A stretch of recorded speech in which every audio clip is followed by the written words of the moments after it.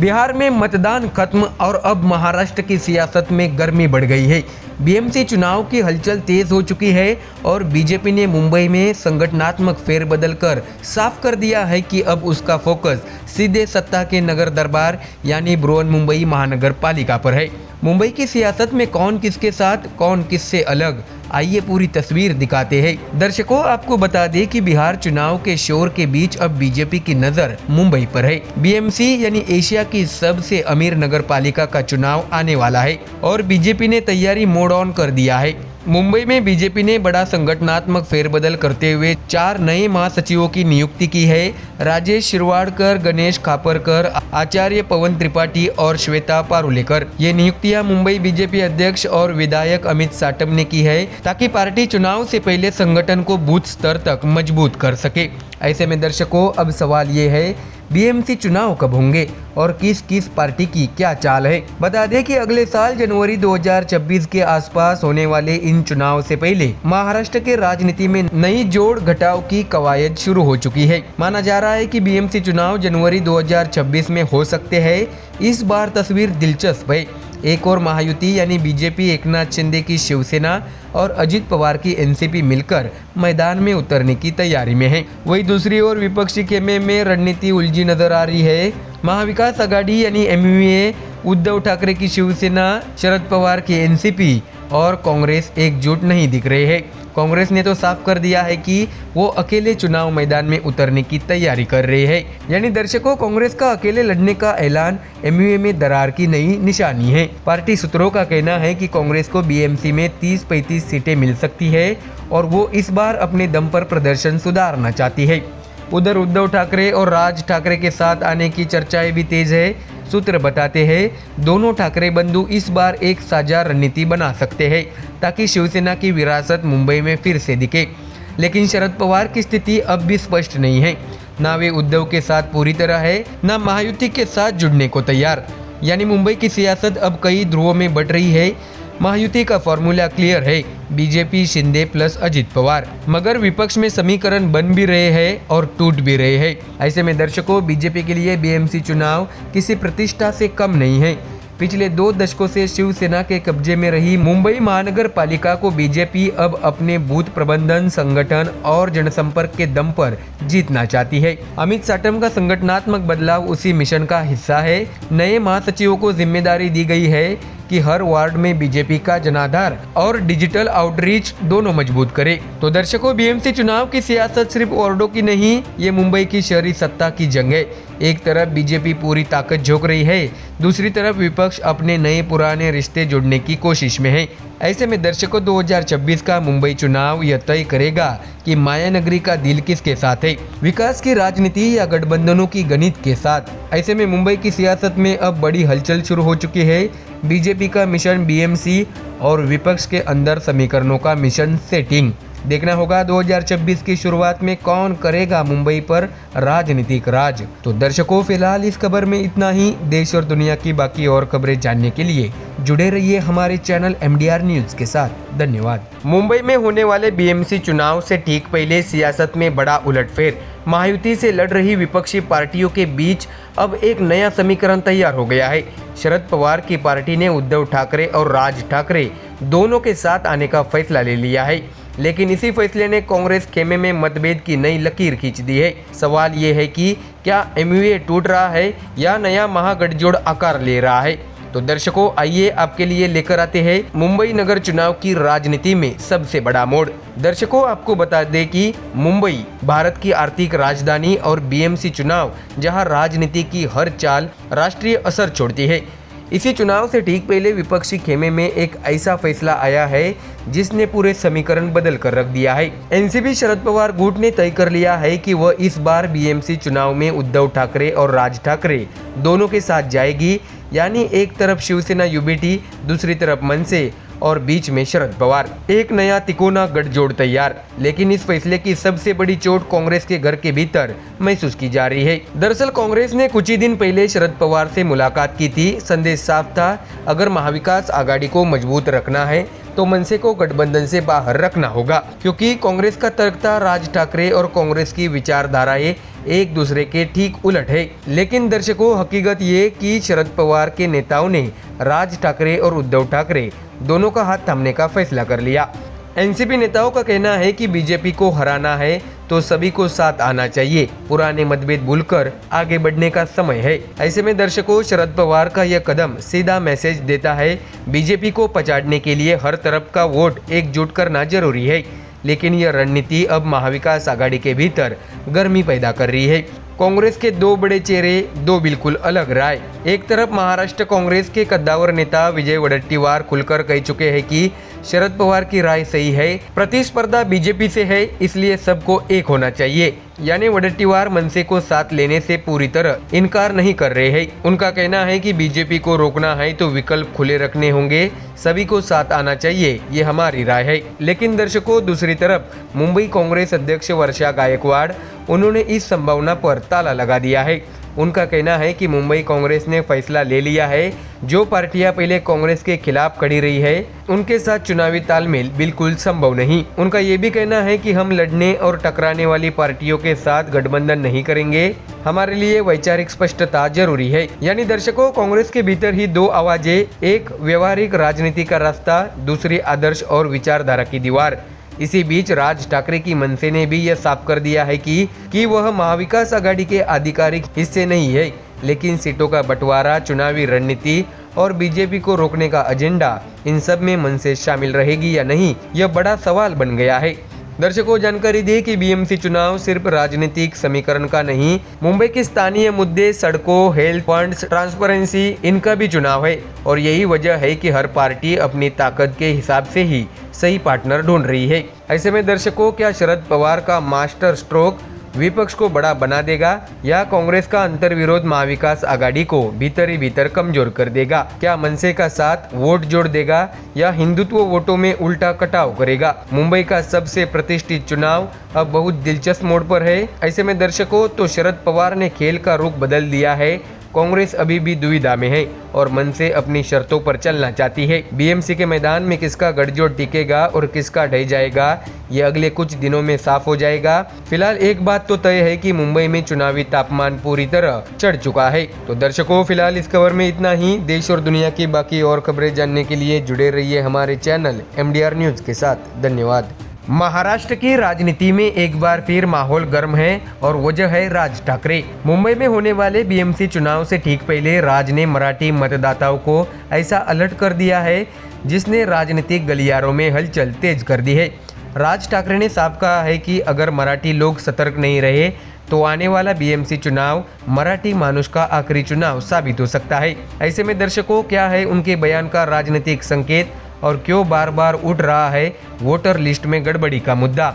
आइए पूरी रिपोर्ट देखते हैं। दर्शकों, मुंबई राजनीति का सबसे बड़ा रन, और इस रन में रविवार को राज ठाकरे ने वो चेतावनी दे दी जिसने बीएमसी चुनाव का पूरा टोन ही बदल दिया है। मनसे के कोकण महोत्सव के मंच से राज ने सीधे सीधे मराठी भाषियों को कहा, होश में रहो, नहीं तो ये चुनाव आखिरी चुनाव साबित हो जाएगा।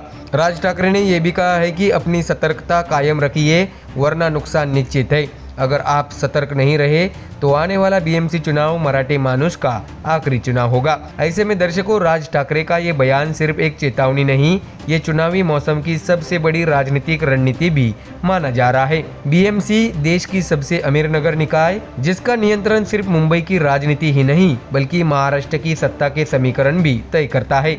और इसी बीएमसी चुनाव को लेकर राजनीति हर दिन नई करवट ले रही है। ऐसे में दर्शकों, आपको जानकारी दे कि राज ठाकरे ने अपने मंच से ये साफ कहा है कि अगर मुंबई मराठी हाथों से निकल गई तो हालात बदलने में देर नहीं लगेगी। उन्होंने बिना नाम लिए रूलिंग पार्टियों पर तीखा हमला बोला। राज ठाकरे ने कहा है कि अगर मुंबई हमारे हाथ से निकल गई तो ये लोग तबाही मचा देंगे, हम कुछ नहीं कर पाएंगे। ऐसे में दर्शकों, राज ठाकरे की ये नाराजगी सिर्फ राजनीतिक नहीं बल्कि प्रशासनिक स्तर पर भी है, क्योंकि पिछले कुछ महीनों से वे लगातार वोटर लिस्ट में गड़बड़ी का आरोप उठा रहे हैं।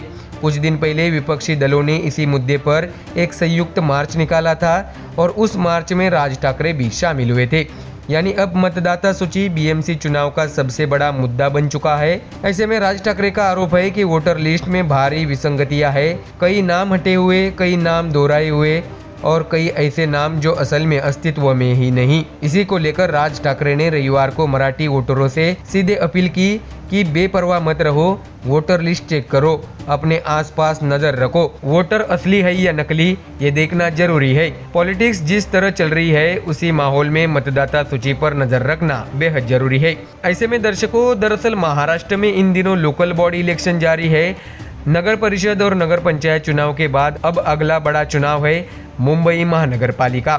ऐसे में विपक्ष लगातार आरोप लगा रहा है कि चुनाव आयोग की मतदाता सूची में गंभीर गड़बड़ियां है और इन गड़बड़ियों का फायदा सत्ता पक्ष को हो सकता है। ऐसे में दर्शकों, राज ठाकरे का बयान ऐसे समय आया है जब बीएमसी चुनाव से पहले विपक्ष पहले ही सरकार पर राजनीतिक दबाव बढ़ा रहा है। शिवसेना, यूबीटी, कांग्रेस और एनसीपी शरद पवार गुट पहले ही चुनाव आयोग और सरकार पर पारदर्शिता को लेकर सवाल उठा चुके हैं। ऐसे में अब मनसे प्रमुख की यह चेतावनी विपक्ष को और मजबूत मुद्दा देती है।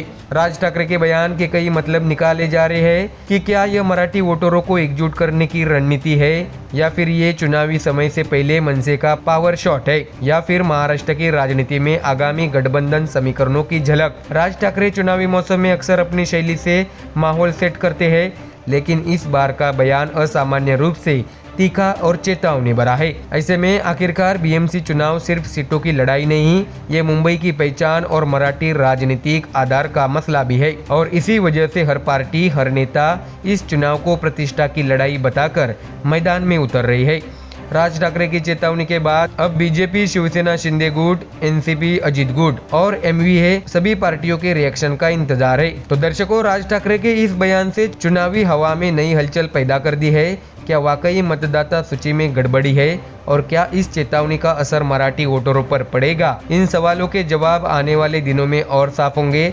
फिलहाल बीएमसी चुनाव की राजनीति दिन ब दिन और दिलचस्प होती जा रही है। तो अयोध्या में मंगलवार को इतिहास एक बार फिर दर्ज हो गया जब राम मंदिर के शिखर पर पहली बार धार्मिक ध्वजा फहराई गई। प्रधानमंत्री नरेंद्र मोदी, आरएसएस प्रमुख मोहन भागवत और उत्तर प्रदेश के मुख्यमंत्री योगी आदित्यनाथ इस ऐतिहासिक क्षण के साक्षी बने।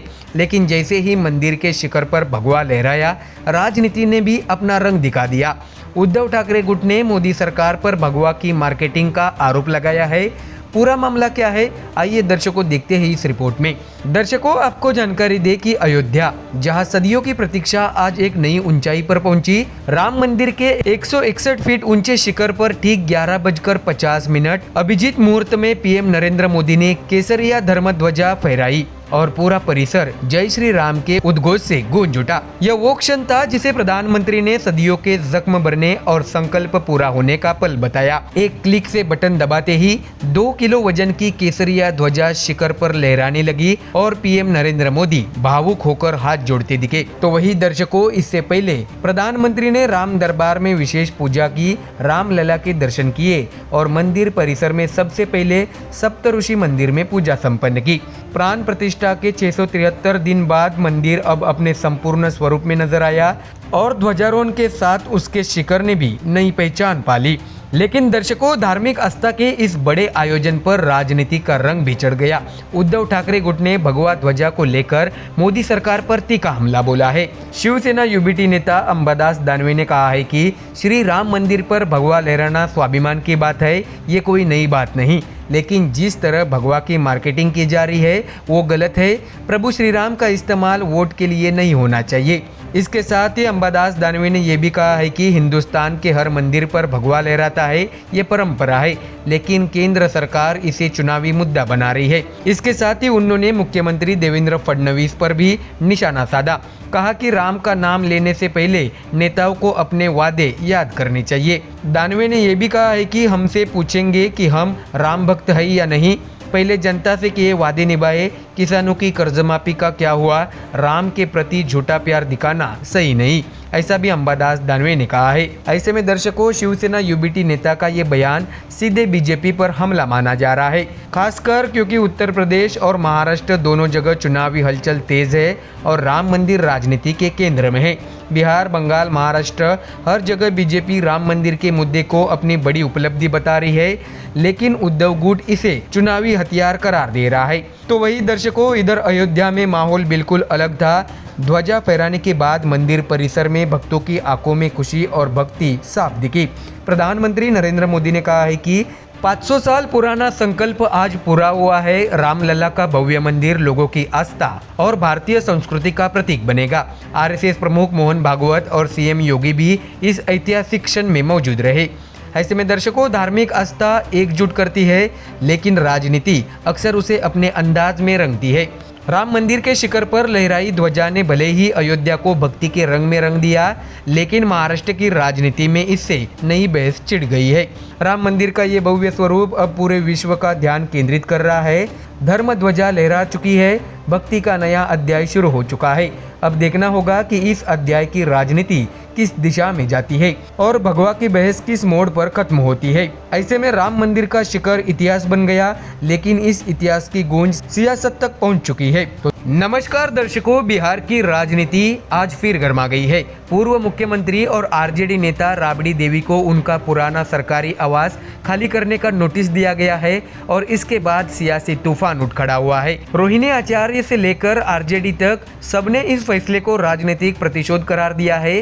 क्या है पूरा मामला, क्यों बिहार की सियासत में अचानक हलचल बढ़ गई है, आइए दर्शकों समझते हैं पूरी रिपोर्ट। दरअसल दर्शकों, आपको बता दें कि बिहार की राजधानी पटना का 10 सर्कुलर रोड पिछले 2 दशक से राबड़ी देवी का सरकारी आवास, और अब ठीक 25 नवंबर 2025 को भवन निर्माण विभाग का एक नोटिस, जिसमें साफ लिखा गया है कि आवास खाली करे, नया आवास आवंटित किया जा चुका है। लेकिन नोटिस आने के साथ ही राजनीति भी गर्म हो गई। दर्शकों, आपको बता दें कि राबड़ी देवी को 39 ओर्डिंग रोड स्थित सरकारी आवास दिया गया है। सरकार का कहना है कि यह आवास उन्हें बिहार विधान परिषद में नेता प्रतिपक्ष की हैसियत से दिया गया है, लेकिन सवाल यह है कि इतने सालों बाद अचानक बंगला क्यों बदल रहा है। रोहिणी आचार्य ने सोशल मीडिया पर पोस्ट करते हुए लिखा है कि करोड़ों लोगों के मसीहा लालू प्रसाद यादव का अपमान इन लोगों की पहली प्राथमिकता है। घर से तो निकाल देंगे, जनता के दिल से कैसे निकालेंगे। सेहत नहीं तो कम से कम राजनीतिक कद का सम्मान रख लेते। ऐसे में दर्शकों, रोहिणी आचार्य के इस पोस्ट के बाद सोशल मीडिया पर बहस तेज हो गई है। आरजेडी के समर्थक इसे सम्मान का मुद्दा बता रहे हैं, जबकि बीजेपी और जेडीयू इस कदम को रूटीन प्रशासनिक प्रक्रिया बता रहा है। लेकिन आरजेडी इस फैसले को सिरे से राजनीतिक बताती है। आरजेडी प्रवक्ता शक्ति यादव ने कहा है कि राबड़ी देवी 2 दशक से यहाँ रह रही है। पूर्व सीएम को इस तरह नोटिस भेजकर घर खाली कराना परंपरा नहीं है। राजनीति की शुचिता अब भंग हो चुकी है। दर्शकों, आपको ये भी जानकारी दे कि बिहार में सत्ता संतुलन लंबे समय से नाजुक बना हुआ है। एक तरफ एनडीए सरकार, जेडीयू और बीजेपी का गठबंधन, और दूसरी ओर आरजेडी, जो इस दौर को प्रशासन के जरिए राजनीतिक डराने का तरीका बता रही है। आरजेडी का सीधा आरोप है कि सीएम हाउस में अब बीजेपी का दखल बढ़ चुका है और जेडीयू मजबूर साथी बन गई है। ऐसे में दर्शकों, आपको बता दें कि ये बिहार का वही आवास है जिससे अब राजनीतिक विवाद छिड़ गया है। यहाँ आने जाने वालों का कहना है कि राबड़ी देवी ने बिहार की राजनीति का बड़ा हिस्सा जिया है और अचानक आवास बदलने का फैसला स्वाभाविक रूप से सवाल खड़ा करता है। आरजेडी इसे राजनीतिक बदले की कार्रवाई बता रही है, जबकि सरकार का कहना है कि यह प्रक्रिया नियमों के अनुसार है। तो दर्शकों, भवन निर्माण विभाग की ओर से जारी आदेश में साफ लिखा गया है कि राबड़ी देवी को नया आवास नेता प्रतिपक्ष के प्रोटोकॉल के हिसाब से दिया गया है। सरकार का तर्क ये भी है कि पूर्व मुख्यमंत्री, सांसद, मंत्री, किसी को भी आवास आवंटन सरकारी नियमों के तहत ही होता है, कोई विशेष छूट नहीं। लेकिन विपक्ष इस दलील को मानने को तैयार नहीं। उनका कहना साफ है कि अगर बीजेपी ने विचार बना लिया है तो फिर कोर्ट जाने से भी क्या फायदा। ऐसे में आरजेडी की लाइन स्पष्ट है, यह लड़ाई राजनीतिक है, प्रशासनिक नहीं। और अब यह मुद्दा सिर्फ बंगले का नहीं रहा, यह बन गया है लालू परिवार बनाम सरकार की एक और जंग। तो वही दर्शकों, आरजेडी कार्यकर्ताओं की ओर से ये भी कहा जा रहा है कि लालू जी की सेहत ठीक नहीं है, ऐसे समय नोटिस भेजना संवेदनहीनता है। सरकार चाहती है कि विपक्ष दबाव में आ जाए। तो दर्शकों, बिहार की राजनीति में आवास, बंगले, सुरक्षा और सुविधा हमेशा से शक्ति राजनीति का हिस्सा बन रहे हैं। लेकिन राबड़ी देवी का मामला इसलिए बड़ा बन रहा है क्योंकि यह सिर्फ एक आवास परिवर्तन नहीं बल्कि लालू यादव की विरासत और सम्मान से जोड़कर देखा जा रहा है। जानकारी दे कि 39 हार्डिंग रोड, जहां राबड़ी देवी को नया आवास मिल गया है, सरकारी कर्मचारियों की तैयारी जारी है और जल्द यह बंगला पूर्व मुख्यमंत्री को सौंप दिया जाएगा।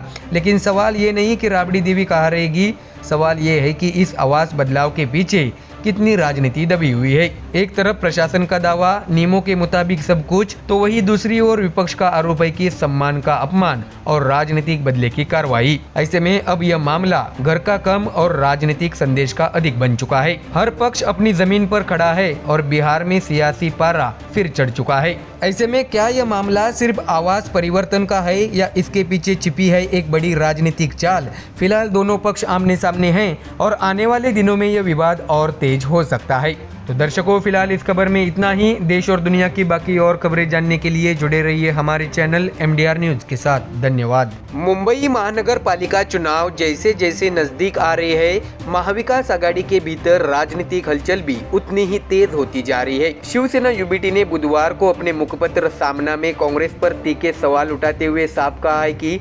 आत्मविश्वास ठीक है, लेकिन गठबंधन धर्म की भी कुछ मर्यादा होती है। आखिर मुंबई में कांग्रेस ने अकेले लड़ने का फैसला क्यों किया और सामना को इससे इतनी आपत्ति क्यों है?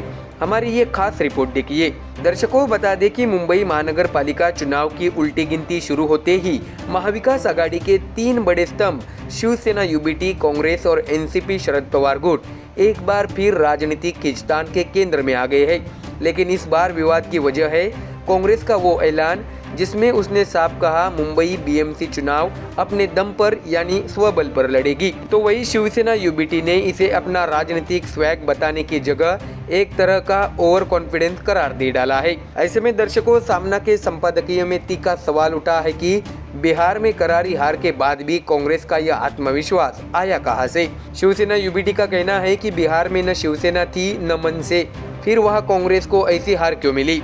अगर बिहार की हार के बाद भी कांग्रेस को लगता है कि वह मुंबई में अकेले चमत्कार कर देगी, तो यह आत्मविश्वास काबिले तारीफ जरूर है, लेकिन राजनीति में यथार्थ से बड़ी कोई चीज नहीं होती। ऐसे में BMC सिर्फ एक चुनाव ही नहीं, ये मुंबई का पूरा सत्ता समीकरण तय करता है। या अकेले लड़ने का फैसला किसी भी पार्टी के लिए रिस्की होता है। ऐसे में दर्शकों, सामना ने कांग्रेस की उस दलील पर भी चोट की कि शिवसेना और मनसे की नजदीकियों से मुस्लिम और उत्तर भारतीय वोट कांग्रेस से खिसक सकते हैं। शिवसेना UBT का तर्क है कि मुंबई का मुस्लिम और हिंदी भाषी समाज आज बीजेपी की नीतियों से सबसे ज्यादा नाराज है और स्वाभाविक रूप से महाविकास आघाड़ी के साथ खड़ा है। ऐसे में मनसे से दूरी बनाने की मजबूरी कांग्रेस की अपनी सोच है, वोटरों की नहीं। तो वही शिवसेना UBT ने एक और बड़ा सवाल खड़ा किया है कि हाल ही की मुंबई विपक्षी रैली में बाएं दलों से लेकर क्षेत्रीय पार्टियों तक ऑल यूनाइटेड दिखाई दी। राज ठाकरे भी लोकतंत्र की लड़ाई में विपक्ष के साथ खड़े नजर आए। ऐसे में दर्शकों, सामना से ये सवाल उठा है कि जब सब एक मंच पर आ सकते हैं तो कांग्रेस ही दूरी क्यों बनाए रखती है? मंच पर न आना क्या 2025 की राजनीति है या फिर स्थानीय समीकरणों से जुड़ी कोई आशंका है? UBT का कहना है कि हमने किसी से दूरी नहीं बनाई है, मुंबई के लिए हम सब एक है। कांग्रेस को भी गठबंधन की मर्यादा समझनी चाहिए। ऐसे में दर्शकों, सामना ने अपनी बात और आगे बढ़ाई कि मुंबई में कांग्रेस अगर स्वबल का नारा दे रही है तो क्या महाराष्ट्र की बाकी 27 नगर पालिकाओं में भी वो अकेले लड़ेगी? UBT ने इसे अव्यवहारिक करार देते हुए कहा है कि गठबंधन राजनीति में एक दूसरे को समझना ही सबसे बड़ा हथियार होता है। मुंबई जैसे हाई स्टेक चुनाव में अगर साझेदारी टूटती है तो इसका फायदा सीधा सीधा बीजेपी को मिलेगा। ऐसे में दर्शकों, सामना के संपादकीय का सबसे दिलचस्प हिस्सा ये रहा कि राज ठाकरे की एंट्री से मराठी वोटरों के एकजुट होने की बात। UBT का दावा है कि महाराष्ट्र का मराठी वोटर आज पहले से ज्यादा एकता चाहता है और राज ठाकरे की सक्रियता इस एकता को और मजबूत बनाएगी। UBT को भरोसा है कि मनसे और शिवसेना का साथ नुकसान नहीं बल्कि महाविकास आघाड़ी के लिए लाभ भी लाएगा। तो दर्शकों, महाविकास आघाड़ी की तस्वीर साफ है। UBT और NCP एक मंच पर मजबूती से खड़े हैं। कांग्रेस चाहे तो अकेले लड़े ये उसका राजनीतिक अधिकार है। लेकिन सवाल बड़ा है, क्या बीएमसी चुनाव में स्वबल की राजनीति सत्ता तक पहुंचाएगी या फिर आघाड़ी की एकजुटता को टूटने का खतरा पैदा करेगी। ऐसे में दर्शकों, मुंबई की राजनीति गर्म है और आने वाले दिनों में ये और गर्माई नजर आएगी। तो दर्शकों, फिलहाल इस खबर में इतना ही। देश और दुनिया की बाकी और खबरें जानने के लिए जुड़े रहिए हमारे चैनल MDR न्यूज के साथ। धन्यवाद।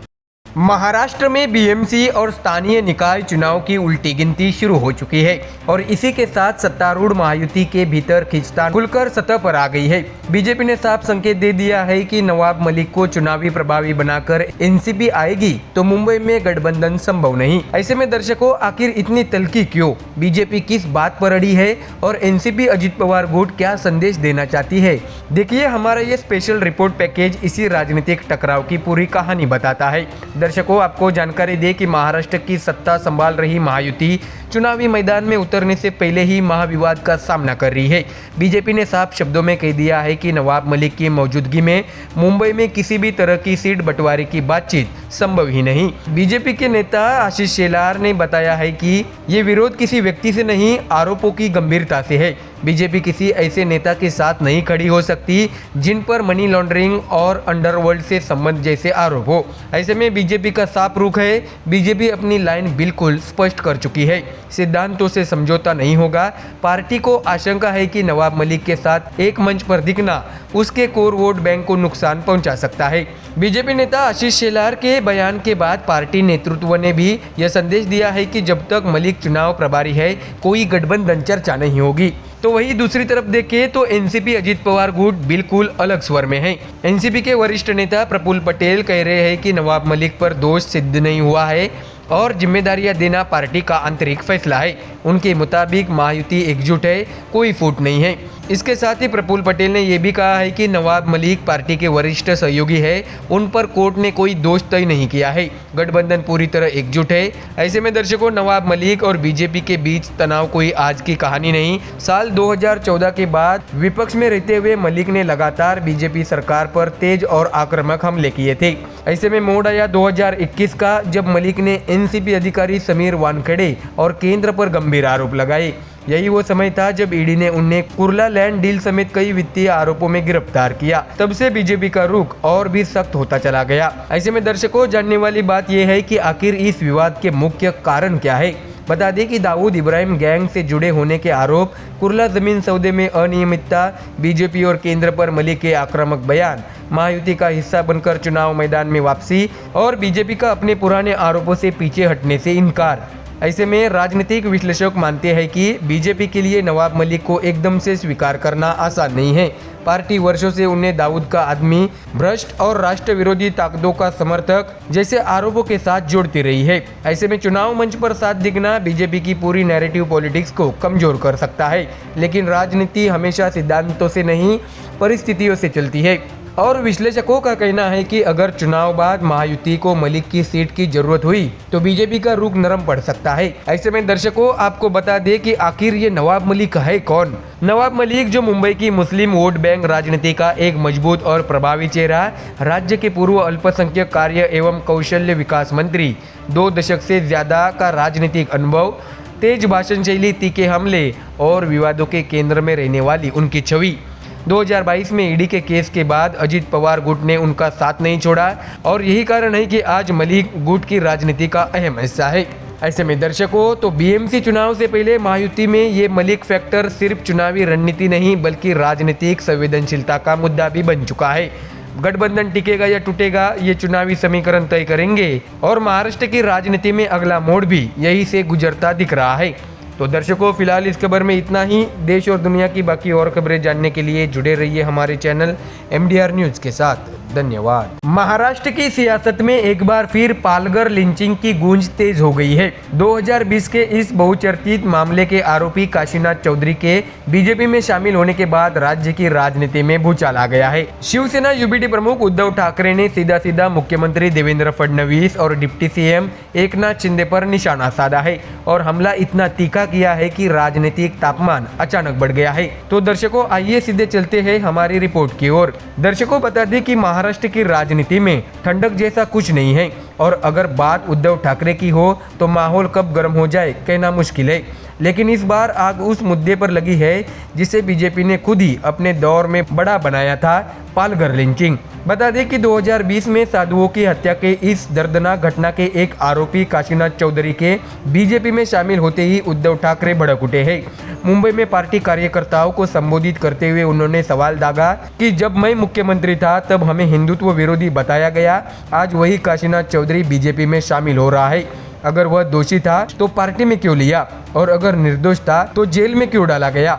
तो वही दर्शकों, उद्धव ठाकरे यही नहीं रुके, उन्होंने कहा है कि बीजेपी को न सिर्फ शिवसेना से बल्कि पूरे हिंदू समाज से माफी मांगनी चाहिए। यह मामला सिर्फ पालघर तक सीमित नहीं था, इसका राजनीतिक निशाना प्रदेश की पूरी महायुति सरकार भी थी। राज ठाकरे ने एकनाथ शिंदे को बिना नाम लिए याद दिलाया कि जिस हिंदुत्व की बात कर रहे हैं वे सत्ता में बैठे हैं, उसकी नींव शिवसेना ने ही उन्हें सौंपी थी। उद्धव ठाकरे ने यह भी कहा है कि 25 साल साथ रहे, हिंदुत्व के नाम पर हमारे साथ चले, गांव गांव घुमाए, लेकिन जैसे ही ऊपर पहुंचे हमें ही लात मार दी। दिल्ली एक समय मराठा घोड़ों की टाप से हिलती थी, आज वही दिल्ली के जूते चाटते दिख रहे हैं। ये भगवा परिवार के नहीं, ये गद्दार है। ऐसे में दर्शकों, तीखे शब्द, सीधा चोट और राजनीतिक कमान का साफ संकेत है कि 2025 के चुनाव करीब है और उद्धव ठाकरे किसी भी सियासी प्रहार को हल्के में लेने के मूड में नहीं है। लेकिन उद्धव का हमला सिर्फ पालघर और शिंदे तक सीमित नहीं रहा, उन्होंने ड्रग्स माफिया को टिकट देने के आरोपों के साथ केंद्र सरकार को भी घेरा। उन्होंने बताया कि देश बर्बाद हो रहा है, कोई भी आए जांच पड़ताल नहीं, बस पार्टी में भर्ती कर लो। ड्रग्स माफिया को मेयर का टिकट दे दिया जाता है, ये कैसा राष्ट्रवाद है। उद्धव ने यह भी कहा है कि बीजेपी अपने विरोधियों पर तो लव जिहाद का आरोप चिपका देती है, लेकिन जब वही काम पार्टी खुद करती है तो वो अमर प्रेम कहलाता है। ऐसे में दर्शकों, उद्धव ठाकरे के भाषण का एक बड़ा हिस्सा शिव सैनिकों का मनोबल बढ़ाने में भी गया। उन्होंने बाला साहेब ठाकरे के दौर की याद दिलाई और 1977 की वह मशहूर घटना भी जब जनता पार्टी की मुंबई रैली शिव सैनिकों के एक संकेत पर भी कर गई थी। उन्होंने कहा है कि व्यक्ति उम्र से नहीं सोच से बूढ़ा होता है। आप लोग बाला साहब की ढालते आज भी है, शिवसेना आपकी वजह से जिंदा है और किसी की वजह से नहीं। ऐसे में दर्शकों, कुल मिलाकर उद्धव ठाकरे का संदेश साफ था, ये लड़ाई सिर्फ सत्ता की नहीं, पहचान की है और बीजेपी को पालघर मामले पर जवाब देना ही होगा। दूसरी तरफ बीजेपी इस मुद्दे पर सफाई देती दिख रही है कि काशीनाथ चौधरी के मामले की जांच कोर्ट और एजेंसियों ने की है, लेकिन राजनीतिक विवाद अब खुल चुका है और महाराष्ट्र की राजनीति में ऐसे मुद्दे चुनाव तक ठंडा पड़ते नहीं बल्कि और ज्यादा भड़कते हैं। तो दर्शकों, पालघर लिंचिंग जैसा संवेदनशील मामला एक बार फिर महाराष्ट्र में राजनीतिक तूफान ला चुका है। उद्धव ठाकरे के निशाने पर बीजेपी और महायुति सरकार दोनों हैं। अब देखने वाली बात यह होगी कि बीजेपी इस आरोपों की आंधी को कैसे रोकती है और क्या यह मुद्दा आने वाले चुनाव में बड़ा असर डालता है। फिलहाल इतना तय है कि महाराष्ट्र की राजनीति एक बार फिर उबाल पर है। तो दर्शकों, फिलहाल इस खबर में इतना ही। देश और दुनिया की बाकी और खबरें जानने के लिए जुड़े रहिए हमारे चैनल MDR न्यूज के साथ। धन्यवाद। महाराष्ट्र की राजनीति एक बार फिर विवादों के भंवर में है। कांग्रेस नेता हुसैन दलवाई ने राष्ट्रीय स्वयंसेवक संघ यानी RSS को लेकर ऐसा बयान दे दिया है जिसने राजनीतिक तापमान अचानक बढ़ा दिया है। दलवाई न सिर्फ RSS पर हमला बोलते दिखे बल्कि बिहार चुनाव, कांग्रेस की अंदरूनी स्थिति और महागठबंधन की राजनीति पर भी कई तीखे सवाल खड़े कर दिए गए। तो दर्शकों, चलिए सीधे बढ़ते हैं हमारी रिपोर्ट की ओर। दर्शकों, बता दें कि राजनीति में शब्दों की धार तलवार से भी तेज मानी जाती है और कांग्रेस नेता हुसैन दलवाई ने एक ऐसा बयान दे दिया है जिसने विपक्ष तो छोड़िए राजनीति जानकारों के बीच भी हलचल मचा दी है। दलवाई ने कहा है कि जिस तरीके से RSS काम करता है वह उन्हें आतंकवादी संगठन जैसा लगता है और इसकी जांच होनी चाहिए। उनका तर्क साफ था कि अगर किसी संगठन का कामकाज समाज में डर या विभाजन की भावना पैदा करता है तो उसकी जांच लोकतांत्रिक जिम्मेदारी है। कांग्रेस नेता हुसैन दलवाई यही नहीं रुके, उन्होंने आगे कहा है कि जिस ढंग से RSS चलता है तो RSS एक आतंकवादी संगठन है, ऐसा मेरा साफ कहना है, इसकी जांच होनी चाहिए। उन्होंने देश की मौजूदा स्थिति पर बात करते हुए ये भी स्वीकार किया कि मुसलमानों द्वारा कई कानून हाथ में लेना भी गलत है। उन्होंने खुद को गांधीवादी बताते हुए कहा, हिंसा किसी भी सूरत में राजनीति का समाधान नहीं हो सकती। उन्होंने ये भी कहा है कि मुसलमानों ने जो कानून हाथ में लिया वो भी गलत है, मैं गांधीवादी आदमी हूँ, हिंसा के बिल्कुल खिलाफ हूँ। ऐसे में दर्शकों, बयानबाजी की ये आंच तभी तक सीमित रहती अगर दलवाई सिर्फ RSS पर निशाना साधते, लेकिन उन्होंने बिहार चुनाव के नतीजों पर भी कांग्रेस के सामने एक बड़ा सवाल खड़ा कर दिया है कि आखिर राहुल गांधी और मल्लिकार्जुन खड़गे इतने जोरदार कैंपेन के बाद भी पार्टी का प्रदर्शन क्यों धराशायी हो गया। हुसैन दलवाई ने यह भी कहा है कि कांग्रेस के प्रदर्शन के बाद आत्मचिंतन जरूरी है। इतना प्रचार हुआ फिर भी नतीजे बेहतर क्यों नहीं आए। कहीं न कहीं संगठन बहुत कमजोर हुआ है। दर्शकों, दलवाई की ये टिप्पणी ऐसे समय पर आई है जब कांग्रेस देश भर में अपने संगठन पुनर्गठन की प्रक्रिया से गुजर रही है और यही से ये सवाल उठता है, क्या पार्टी के भीतर असंतोष बढ़ रहा है या यह सिर्फ बदलाव की मांग का शोर है। दर्शकों, महाराष्ट्र में होने वाले निकाय चुनाव को लेकर भी दलवाई ने एक बड़ा बयान दिया है, जहां कयास लगाए जा रहे हैं कि कांग्रेस मुंबई और महाराष्ट्र में अकेले लड़ सकती है। वही दलवाई ने इस संभावना पर पूरी तरह विराम लगाते हुए एकता की वकालत की है। उन्होंने कहा है कि अगर हम आपस में लड़ेंगे तो बीजेपी को फायदा होगा। मेरी राय में हमें गठबंधन में ही रहना चाहिए। अलग अलग लड़ने से समस्याएं और बढ़ेगी। दलवाई ने यह भी साफ किया है कि विपक्ष की सबसे बड़ी ताकत एकजुटता है और अगर कांग्रेस, शिवसेना, यूबीटी और अन्य सहयोगी दल बिखरे तो बीजेपी इसका सबसे बड़ा लाभ उठाएगी। उन्होंने राजनीतिक मनोविज्ञान पर भी बात करते हुए कहा है कि सत्ता से बाहर रहने वाली पार्टियों के भीतर अक्सर मतभेद जन्म लेते हैं। ऐसे में बीजेपी उन मतभेदों का राजनीतिक फायदा उठाने का पूरा प्रयास करेगी। इसी टिप्पणी को राजनीतिक विश्लेषक विपक्ष को मिली आंतरिक चेतावनी के रूप में देख रहे हैं। बिहार चुनाव पर एक और तीखा तंज इस बार निशाने पर थे आरजेडी और उसका नेतृत्व। हुसैन दलवाई ने कहा कि सिर्फ एक ही चेहरे यानी तेजस्वी यादव के भरोसे पर प्रचार करना चुनावी गलती साबित हुआ। दलवाई ने परिवारवाद की राजनीति पर खुलकर सवाल उठाया। उन्होंने कहा है कि एक ही परिवार के जरिए राजनीति करना गलत है। आरजेडी में सिर्फ तेजस्वी ही दिख रहे थे, यही सबसे बड़ी समस्या थी। ऐसे में दर्शकों, दिलचस्प बात यह है कि दलवाई के बयान एक तरफ कांग्रेस की आत्मचिंतन की जरूरत बताते हैं तो दूसरी ओर विपक्षी गठबंधन को भी अप्रत्यक्ष रूप से आईना दिखाते हैं। उनकी टिप्पणी में प्रशासनिक, वैचारिक और राजनीतिक सभी मुद्दे एक साथ मिश्रित दिखे और यही वजह है कि ये बयान काफी चर्चा में है। ऐसे में अब सवाल ये है कि क्या हुसैन दलवाई के बयान कांग्रेस के लिए नई रणनीतिक बहस खुलते हैं या फिर ये पार्टी के भीतर बढ़ती बेचैनी का संकेत है। और सबसे अहम, क्या विपक्ष वास्तव में 2024 के चुनावी समर से पहले एकजुट हो पाएगा। इन सवालों के जवाब आने वाले दिनों की राजनीति तय करेंगे। हुसैन दलवाई के विवादित बयान ने महाराष्ट्र से लेकर दिल्ली तक हलचल मचा दी है। आरएसएस पर सीधे निशाने से लेकर विपक्षी गठबंधन की भविष्यवाणी तक उनकी टिप्पणियों ने एक नई बहस शुरू कर दी है। फिलहाल राजनीतिक गर्मी बढ़ चुकी है और इसका असर आने वाले महीनों में जरूर दिखाई देगा। तो दर्शकों, फिलहाल इस खबर में इतना ही। देश और दुनिया की बाकी और खबरें जानने के लिए जुड़े रहिए हमारे चैनल MDR न्यूज के साथ। धन्यवाद। बिहार विधानसभा चुनाव 2025 के नतीजों ने महागठबंधन को बड़ा झटका दिया है और हार के बाद सबसे बड़ा विस्फोट हुआ है आरजेडी के भीतर। दर्शकों, बता दें कि सोमवार को राबड़ी आवास के बाहर पार्टी समर्थकों का गुस्सा खुलकर सामने आ गया और निशाने पर रहे तेजस्वी यादव के खास सलाहकार और राज्यसभा सांसद संजय यादव। क्या है इस नाराजगी की वजह, कौन है इस पूरे बवाल का असली किरदार और हार के बाद आरजेडी के भीतर क्या उफान मचा हुआ है, हमारी ये रिपोर्ट देखिए। दर्शकों, बता दें कि बिहार की राजनीति में सोमवार का दिन बिल्कुल अलग और बेहद उथल पुथल वाला रहा।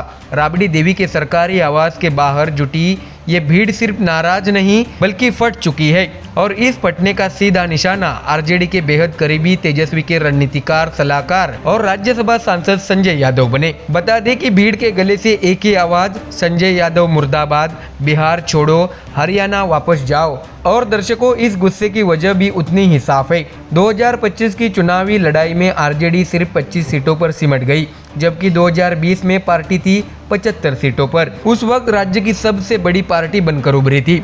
सीधे तौर पर 50 सीटों का नुकसान, नींव हिलाने वाला झटका, जिसने महागठबंधन का पूरा गणित ही बिगाड़ दिया।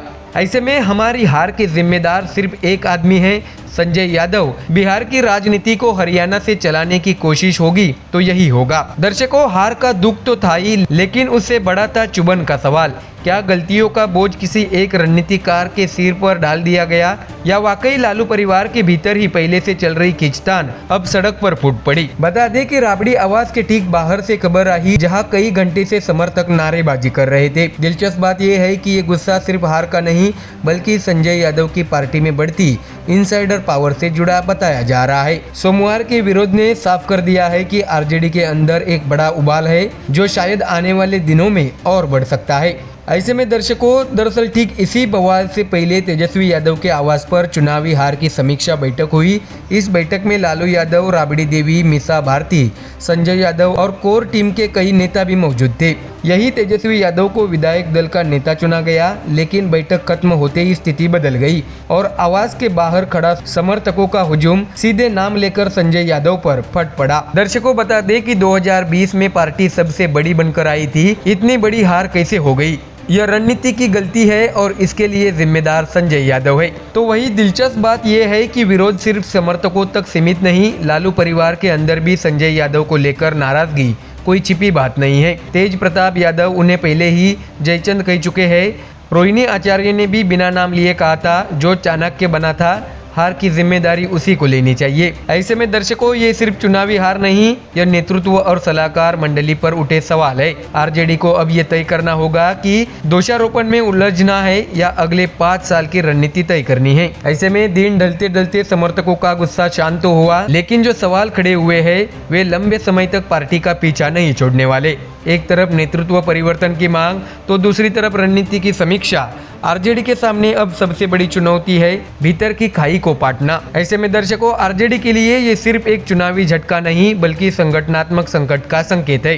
गुस्सा कहां तक जाएगा और इसका असर पार्टी की राजनीति पर क्या होगा, ये आने वाले दिनों में साफ हो जाएगा। ऐसे में दर्शकों, गुस्सा, आरोप और जिम्मेदारी। बिहार में चुनाव खत्म हो चुका है, लेकिन राजनीतिक गर्मी अभी भी बाकी है। क्या आरजेडी इस हार से सीख लेकर खुद को नए सिरे से खड़ा करेगी या भीतर का असंतोष और गहरा जाएगा? तो दर्शकों, फिलहाल इस खबर में इतना ही। देश और दुनिया की बाकी और खबरें जानने के लिए जुड़े रहिए हमारे चैनल MDR न्यूज के साथ। धन्यवाद। बिहार फतह के बाद दिल्ली में बीजेपी मुख्यालय में प्रधानमंत्री नरेंद्र मोदी का तीखा और प्रहारक संबोधन, राहुल गांधी और तेजस्वी यादव पर सीधा हमला, छठी मैया के सम्मान से लेकर बिहार की पहचान तक पीएम का पूरा भाषण चुनावी जीत को अगले राजनीतिक अध्याय की दिशा में सेट करता हुआ नजर आ रहा है। तो दर्शकों, चलिए ले चलते हैं आपको दिल्ली बीजेपी मुख्यालय, जहां बीजेपी समर्थकों के बीच प्रधानमंत्री ने जीत के बाद अपना बड़ा राजनीतिक संदेश दिया है। बता दें कि दिल्ली बीजेपी मुख्यालय से शुक्रवार शाम का माहौल, जीत का जोश, ड्रम ढोल की आवाजें और बिहार फतह के बाद कार्यकर्ताओं में असीम उत्साह। सभी माहौल में प्रधानमंत्री नरेंद्र मोदी मंच पर आए और बिहार में मिली इस प्रचंड जीत को जनता का आशीर्वाद बताया। लेकिन इसके साथ ही प्रधानमंत्री ने विपक्ष, खासकर राहुल गांधी और तेजस्वी यादव पर जमकर सीधा हमला बोला है। पीएम मोदी ने कहा है कि छठी मैया का अपमान करने वालों की हेकड़ी तो देखिए, इन लोगों ने माफी तक नहीं मांगी, बिहार की जनता इसे कभी नहीं भूलने वाली है। इसके साथ ही प्रधानमंत्री ने अपने संबोधन में बिहार की संस्कृति, परंपराओं और पहचान को एक बार फिर दोहराया। उन्होंने कहा है कि दशकों तक देश पर राज करने वालों ने बिहार की छवि गिराई, उसकी सांस्कृतिक धरोहर को कभी सम्मान नहीं दिया। पीएम ने कहा है कि उनकी सरकार छठ महापर्व को यूनेस्को की विरासत सूची में शामिल करने की दिशा में तेजी से प्रयास कर रही है, ताकि पूरी दुनिया बिहार की इस अनूठी सांस्कृतिक परंपरा से परिचित हो सके। इसके साथ ही पीएम ने यह भी कहा है कि बिहार का सम्मान ही हमारी प्राथमिकता है। छठ को वैश्विक पहचान दिलाने का लक्ष्य है, ताकि दुनिया इस परंपरा को जाने, समझे और अपनाए। इसके साथ ही प्रधानमंत्री ने अपने भाषण में राजनीतिक विजय की पूरी टाइमलाइन भी रखी। उन्होंने कहा है कि पिछले साल देश की जनता ने एनडीए को लगातार तीसरी बार जनादेश देकर इतिहास रच दिया। उसके बाद हरियाणा, महाराष्ट्र और दिल्ली में बीजेपी एनडीए ने शानदार जीत दर्ज की और अब बिहार, जहां ग्रामीण इलाकों में अभूतपूर्व समर्थन मिला।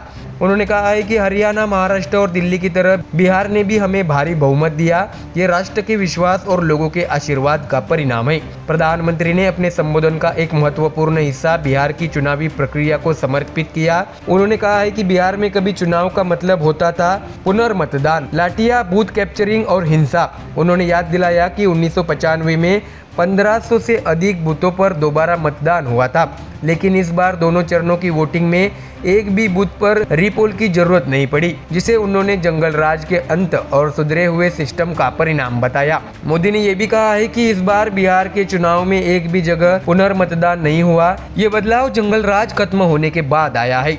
ऐसे में दर्शकों, पीएम मोदी के बयान न केवल जीत का जश्न थे, बल्कि विपक्ष के लिए एक साफ राजनीतिक संदेश भी। एक तरफ सांस्कृतिक सम्मान, छठ और बिहार की पहचान की बात, दूसरी तरफ प्रशासनिक सुधार, शांतिपूर्ण चुनाव को उदाहरण के रूप में पेश किया गया और तीसरी तरफ विपक्ष पर हमला, विशेषकर उन बयानों पर जो छठ महापर्व से जुड़े विवाद के केंद्र में रहे। यह भाषण चुनावी जीत के बाद एक तरह से मोमेंटम सेट करता दिखा। आने वाले महीनों में होने वाले अन्य राज्यों के चुनाव पर भी इसका असर पड़ेगा, ऐसा बीजेपी मानती है। ऐसे में दर्शकों, बिहार की जीत के बाद प्रधानमंत्री मोदी का यह संबोधन चुनावी राजनीति से आगे बढ़कर एक सांस्कृतिक और भावनात्मक संदेश भी समेटे था। छठ बिहार की पहचान और विपक्ष की कथित गलतियों पर सीधा हमला। अब नजरें इस बात पर होगी कि आने वाले महीनों में बीजेपी इस जीत को किस तरह अपने राष्ट्रीय एजेंडे में बदलती है। फिलहाल दर्शकों, इस खबर में इतना ही। देश और दुनिया की बाकी और खबरें जानने के लिए जुड़े रहिए हमारे चैनल MDR न्यूज के साथ। धन्यवाद। बिहार की सियासत एक बार फिर रोमांचक मोड़ पर है। 243 विधानसभा सीटों पर मतदान खत्म हो चुका है और अब जनता के फैसले से पहले मैदान में उतर गए हैं एग्जिट पोल। लगभग हर सर्वे एक ही तस्वीर दिखा रहा है, बिहार में फिर लौट सकती है नीतीश सरकार। तो कौन आगे है, कौन पीछे, कौन कर रहा है सरकार बनाने का दावा, आइए समझते हैं इस ग्राउंड रिपोर्ट में। दर्शकों, आपको बता दें कि बिहार में 2 चरणों में मतदान खत्म होते ही सामने आ गए हैं चुनावी समीकरणों के संकेत। 11 एजेंसियों के एग्जिट पोल का औसत यानी पोल ऑफ पोल्स बताता है कि राज्य में एक बार फिर एनडीए की वापसी तय मानी जा रही है। पोल ऑफ पोल्स के मुताबिक एनडीए को मिल सकती है 131 से 157 सीटें, तो वही महागठबंधन को मिल सकती है 80 से 93 सीटें और अन्य दलों को 3 से 6 सीटें मिल सकती है। यानी दर्शकों, तस्वीर साफ है, बिहार में सत्ता की चाबी अब भी एनडीए के पास दिख रही है। ऐसे में मतदान पूरा, एग्जिट पोल जारी और सबकी नजरें अब नीतीश कुमार पर। क्या बिहार में नीतीश 2.0 की वापसी तय है? दर्शकों, 6 नवंबर को पहले चरण की वोटिंग और 11 नवंबर को दूसरे चरण में बम्पर वोटिंग दर्ज की गई है। लोगों ने बढ़ चढ़कर मतदान किया और अब एग्जिट पोल्स ने जो तस्वीर दिखाई है वो एनडीए के लिए राहत भरी खबर है। बता दें कि मैट्रिक्स IANS के सर्वे के मुताबिक एनडीए को 147 से 167 सीटें, तो वही महागठबंधन को 70 से 90 सीटें और अन्य को 2 से 6 सीटें मिल सकती है। यानी नीतीश कुमार की अगुवाई में एनडीए की सरकार फिर लौटती दिख रही है। ऐसे में एग्जिट पोल्स का ट्रेंड क्लियर है, बीजेपी जेडीयू गठबंधन को फायदा हुआ है, लेकिन अंतिम फैसला 14 नवंबर को ईवीएम खोले जाने पर ही साफ होगा। तो वही दर्शकों, चाणक्य स्ट्रेटेजिक ने भी लगभग यही तस्वीर दिखाई है। उनके मुताबिक एनडीए को 130 से 138 सीटें, वही महागठबंधन को 100 से 108 सीटें और अन्य को 3 से 5 सीटें मिलने की संभावना है। तो वही पोलस्टार सर्वे के आंकड़े भी यही रुझान को दोहराते हैं। उनके मुताबिक एनडीए 133 से 148 सीटों तक पहुंच सकता है, जबकि महागठबंधन 87 से 102 सीटें तक सीमित रह सकता है। ऐसे में दर्शकों, अब बात करते हैं, अगर एनडीए आगे है तो उसकी पार्टियों का बंटवारा कैसा रहेगा, कौन बनेगा असली किंग, बीजेपी या जेडीयू? बता दें कि पोलस्टार के मुताबिक बीजेपी को 68 से 72 सीटें, जेडीयू को 55 से 60 सीटें और एलजेपी रामविलास को 9 से 12 सीटें। इसके साथ ही हम को 1 से 2 सीटें और आरएलएम को 0 से 2 सीटें मिल सकती है। यानी बीजेपी जेडीयू गठबंधन के भीतर भी बैलेंस लगभग पहले जैसा ही दिख रहा है। तो वही दर्शकों, पोल डायरी के सर्वे में एनडीए को जबरदस्त बढ़त दिखाई गई है। यहाँ एनडीए को 184 से 209 सीटें, जबकि महागठबंधन को 32 से 49 सीटें और अन्य को 1 से 5 सीटें मिलती दिख रही है। वही प्रजापोल एनालिटिक्स ने एनडीए को 186 सीटें, महागठबंधन को 50 सीटें और अन्य को 60 सीटें दी है। तो दर्शकों देखिए, काम बोलेगा जो सड़कों से लेकर रोजगार तक सुधार लाएगा, जनता उसी को वोट देगी। TIAP रिसर्च ने भी एनडीए को बढ़त दी है।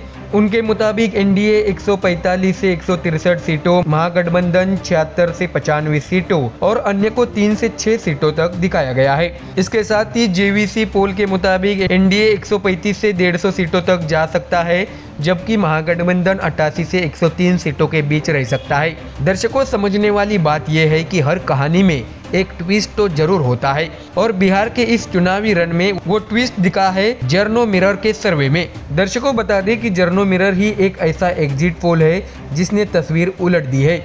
इस सर्वे के मुताबिक एनडीए को 100 से 110 सीटें, महागठबंधन को 80 से 93 सीटें और अन्य को 3 से 6 सीटें मिलने की संभावना है। यानी इस एक सर्वे ने नीतीश की वापसी के बीच तेजस्वी यादव के लिए उम्मीद की किरण जगा दी है। ऐसे में दर्शकों, जनता बदलाव चाहती है, रोजगार चाहती है और इस बार एग्जिट पोल नहीं, असली पोल में सच्चाई सामने आएगी। अब बस इंतजार है 14 नवंबर का, जब ईवीएम की मुहर खोलेगी बिहार का असली फैसला। क्या नीतीश कुमार फिर से सत्ता में लौटेंगे या तेजस्वी यादव इस बार इतिहास रच देंगे? जो भी हो, बिहार की सियासी जंग ने एक बार फिर पूरे देश का ध्यान अपनी ओर खींच लिया है। एग्जिट पोल का रुझान साफ है, नीतीश कुमार के चेहरे पर मुस्कान है, लेकिन असली मुस्कान तो तब दिखेगी जब जनता का फैसला सामने आएगा। तो दर्शकों, फिलहाल इस खबर में इतना ही। देश और दुनिया की बाकी और खबरें जानने के लिए जुड़े रहिए हमारे चैनल MDR न्यूज के साथ। धन्यवाद। बिहार की सियासत का सबसे बड़ा इम्तिहान खत्म हो गया है और अब सबकी नजरें टिक गई है इन एग्जिट पोल्स पर।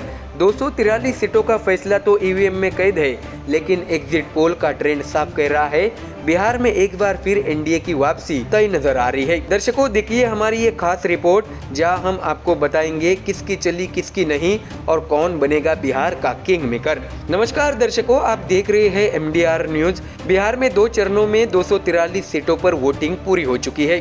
पहले चरण में 18 जिलों की 121 सीटों पर और दूसरे चरण में 20 जिलों की 122 सीटों पर जनता ने अपने नेता चुने हैं। मतदान भी इस बार उत्साहजनक रहा। पहले चरण में करीब 65% और दूसरे चरण में 68.42% वोटिंग दर्ज की गई है। और अब जनता के फैसले से पहले सामने आ गए हैं एग्जिट पोल के संकेत। दर्शकों, आपको बता दें कि मैट्रिज INS के एग्जिट पोल के मुताबिक बिहार में फिर से एनडीए की सरकार बनती दिख रही है। एनडीए को मिल सकती है 147 से 167 सीटें, जबकि महागठबंधन 70 से 90 सीटों तक सिमटता नजर आ रहा है। ऐसे में दर्शकों, चलिए जरा बारीकी से देखते हैं कौन पार्टी कहाँ ठहरी है। बता दें कि एनडीए में इस बार बाजी मारती दिख रही है नीतीश कुमार की जेडीयू, जिसे 67 से 75 सीटें मिलने का अनुमान है। तो वही बीजेपी का प्रदर्शन थोड़ा नीचे, लेकिन मजबूत 65 से 73 सीटों के बीच रहने का अनुमान है। लोक जनशक्ति पार्टी रामविलास को 7 से 9 सीटें, हिंदुस्तान आवाम मोर्चा 4 से 5 सीटें और रालोपा यानी रश्मि लोजपा को 1 से 2 सीटों तक सिमटने का अनुमान लगाया गया है। तो वही दर्शकों, महागठबंधन के लिए तस्वीर उतनी रोशन नहीं दिख रही है। आरजेडी भले ही सबसे बड़ी पार्टी बनकर उभरी हो, लेकिन आंकड़े बता रहे हैं 53 से 58 सीटों के बीच उसका सफर थम सकता है। कांग्रेस 10 से 12 सीटों तक सिमटती दिख रही है, जबकि वीआईपी और वामपंथी पार्टियां मिलकर 10 से 18 सीटों के बीच रह सकती है। ऐसे में दर्शकों, अगर 2020 से तुलना करें तो तस्वीर दिलचस्प है। पिछली बार बीजेपी ने 74 सीटें जीती थी और जेडीयू 43 सीटों पर सिमट गई थी। आरजेडी सबसे बड़ी पार्टी थी 75 सीटों के साथ, लेकिन इस बार के एग्जिट पोल में समीकरण पलटते दिख रहे हैं। 2020 में महागठबंधन ने अच्छा प्रदर्शन किया था, लेकिन अब जेडीयू की वापसी ने एनडीए को बढ़त दिलाई है। बीजेपी जेडीयू का तालमेल फिर से मजबूत होता दिख रहा है, जबकि तेजस्वी यादव का जनाधार स्थिर तो है पर विस्तार नहीं कर पा रहा। ऐसे में दर्शकों, इस बार का चुनाव जातीय समीकरण से ज्यादा विकास और नेतृत्व के भरोसे पर लड़ा गया है। एग्जिट पोल यही दिखा रहे हैं कि जनता ने स्थिरता को तरजीह दी है। जमीनी स्तर पर भी यही एहसास था। मतदाता कह रहे थे कि उन्होंने काम देखने के बाद वोट दिया है, न कि केवल चेहरे पर। यानी इस बार का चुनाव सिर्फ गठबंधन नहीं, भरोसे की परीक्षा भी थी। ऐसे में दर्शकों, साफ है कि बिहार की सियासत में एक बार फिर नीतीश मोदी फैक्टर चल पड़ा है।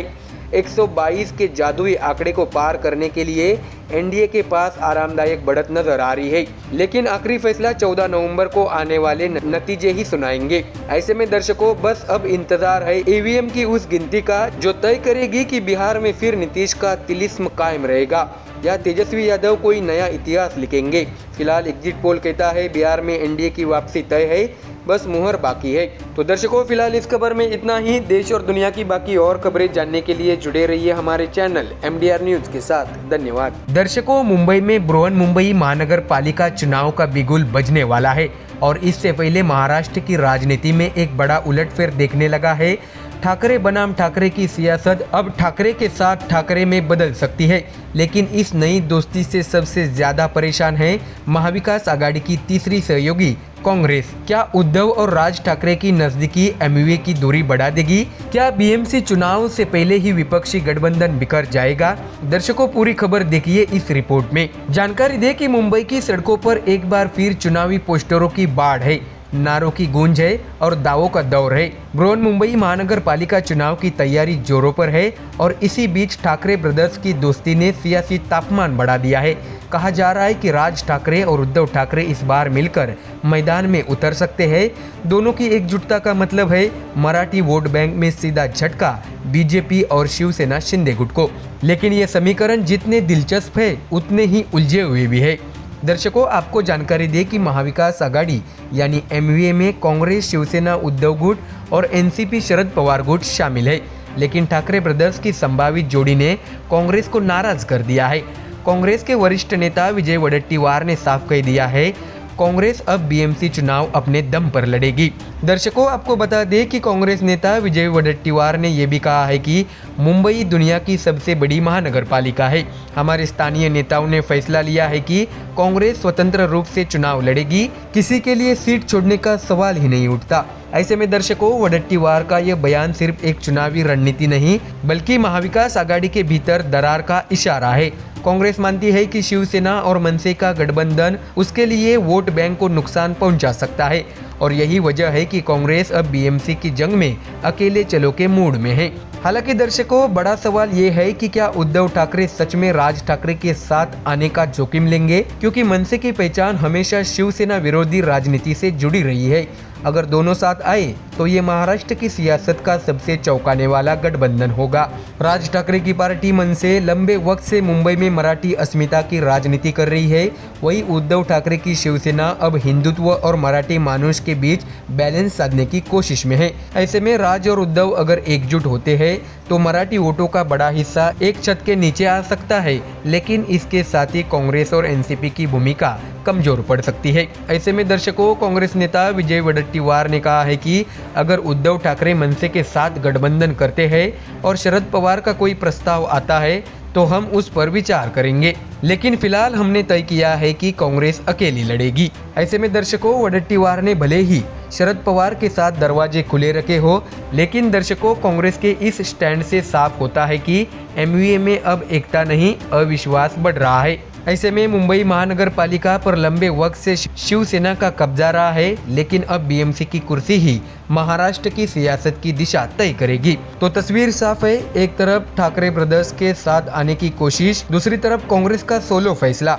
और बीच में शरद पवार जो अभी वेट एंड वॉच मोड में है। ऐसे में दर्शकों, बीएमसी चुनाव अब सिर्फ मुंबई का नहीं महाराष्ट्र की सियासत का भी अगला बड़ा रन बन गया है। तो दर्शकों, फिलहाल इस खबर में इतना ही। देश और दुनिया की बाकी और खबरें जानने के लिए जुड़े रहिए हमारे चैनल MDR न्यूज के साथ। धन्यवाद। नमस्कार दर्शकों, बिहार चुनाव के एग्जिट पोल आ चुके हैं और तस्वीर साफ दिख रही है। ज्यादातर सर्वे कह रहे हैं कि सत्ता में एक बार फिर एनडीए की वापसी तय है, लेकिन इसी बीच आरजेडी ने इन आंकड़ों को सिरे से खारिज करते हुए कहा है तेजस्वी की बम्पर जीत होगी, जनता ने बदलाव के लिए वोट किया है। तो चलिए देखते हैं एग्जिट पोल बनाम आरजेडी की उम्मीदों की ये बड़ी कहानी। दर्शकों, आपको बता दें कि बिहार की सियासी रण में अब सबकी नजरें नतीजों पर टिक गई है। 2 चरणों में मतदान के बाद अब एग्जिट पोल सामने आए तो लगभग हर एजेंसी ने एक ही बात दोहराई कि बिहार की सत्ता पर एनडीए की वापसी तय दिख रही है।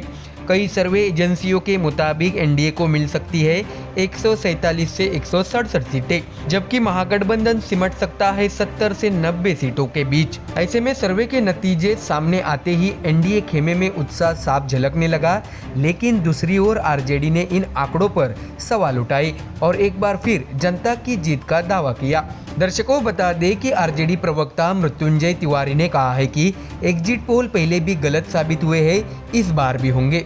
तेजस्वी की जीत होगी बम्पर, जनता जीत रही है, जनता ने जो वोट दिया है ये जीत किसी भी कीमत पर होगी। इसके साथ ही मृत्युंजय तिवारी का ये भी कहना है कि बिहार जीतेगा, एनडीए हारेगा। उन्होंने कहा है कि जनता ने इस बार पूरी तरह मन बना लिया है कि तेजस्वी यादव को मुख्यमंत्री की कुर्सी पर देखना है। उन्होंने बताया कि जैसे सूरज का पूरब में उगना तय है, वैसे ही बिहार में तेजस्वी सरकार बनना तय है। एनडीए का अर्थ है नैया डूबेगी अब की बार, और 18 को तेजस्वी का शपथ ग्रहण तय है, ऐसा भी आरजेडी प्रवक्ता मृत्युंजय तिवारी ने कहा है। उन्होंने बताया कि इस बार बिहार की जनता ने अभूतपूर्व मतदान कर इतिहास रच दिया है। पहले चरण में रिकॉर्ड वोटिंग और दूसरे चरण में भी उत्साही भीड़। आरजेडी इसे जनता के परिवर्तन के जनादेश के तौर पर देख रही है। हालांकि दर्शकों, एनडीए के नेताओं का कहना है कि बिहार ने विकास के नाम पर वोट दिया है, लेकिन आरजेडी का जवाब है कि बिहार ने बेरोजगारी और महंगाई के खिलाफ वोट दिया है। सियासी बयानबाजी के बीच अब हर दल को इंतजार है 14 नवंबर का, जब असली नतीजे सामने आएंगे और तब तय होगा कि जनता ने किस पर भरोसा जताया। दर्शकों, बता दें कि तेजस्वी यादव की रैलियों में उमड़ी भीड़, बेरोजगारी पर उनके हमले और युवाओं से सीधे जुड़ने की रणनीति महागठबंधन के लिए उम्मीद की सबसे बड़ी वजह बताई जा रही है। लेकिन सवाल ये भी है, क्या भीड़ का मतलब वोट में तब्दील होना है या फिर एनडीए का संगठनात्मक तंत्र और केंद्र की ताकत फिर एक बार भारी पड़ेगी। आरजेडी प्रवक्ता कहते हैं कि जो लोग एग्जिट पोल देखकर मुगालते में हैं, उन्हें रहने दीजिए। सत्य परेशान हो सकता है, पराजित नहीं। दर्शकों, जानकारी दे कि बिहार की 243 सीटों का ये चुनाव सिर्फ सत्ता का नहीं बल्कि दो विचारधाराओं के टकराव का भी चुनाव माना जा रहा है। एक तरफ एनडीए का विकास मॉडल, दूसरी तरफ तेजस्वी यादव का रोजगार और बदलाव मॉडल। ऐसे में अब सारे दाव और वादे 14 नवंबर को ईवीएम की गिनती के साथ कसौटी पर होंगे। एग्जिट पोल के नतीजे सही साबित होते हैं या फिर आरजेडी का भरोसा भारी पड़ता है, ये कुछ ही दिन बाद साफ हो जाएगा। ऐसे में फिलहाल बिहार के एग्जिट पोल ने सियासी तापमान और बढ़ा दिया है। एनडीए को भरोसा अपनी जीत का है और आरजेडी को यकीन अपनी जनता पर। अब 14 नवंबर को ईवीएम बताएगी कौन बनेगा बिहार का मुखिया। तो दर्शकों, फिलहाल इस खबर में इतना ही। देश और दुनिया की बाकी और खबरें जानने के लिए जुड़े रहिए हमारे चैनल MDR न्यूज़ के साथ। धन्यवाद।